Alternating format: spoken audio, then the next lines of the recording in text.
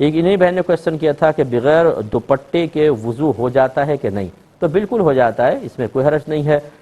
دیکھیں غسل کا طریقہ یہی ہے کہ پہلے انسان مطلب وضو کرے، ٹھیک ہے نا، باقی ترتیب کو میں چھوڑ کے کہہ رہا ہوں، پہلے وضو کریں پھر غسل کریں۔ اس کا مطلب ہے خود شریعت یہ تصور دے رہی ہے کہ غسل میں باقاعدہ غسل کرنے سے پہلے آپ وضو کریں۔ اگر وضو ہوتا ہی نہیں،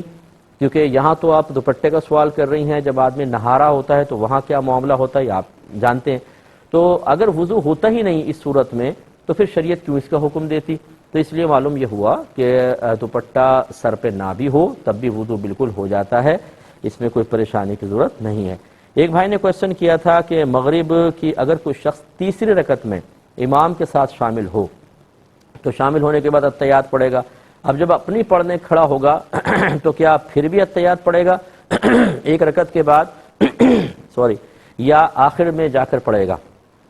دیکھیں مسئلہ یہ ہے کہ تیسری میں چونکہ شامل ہوئے، امام تشہد میں بیٹھیں گے، ہمیں بیٹھنا ہی ہوگا، یہ تو پڑھنی پڑے گی۔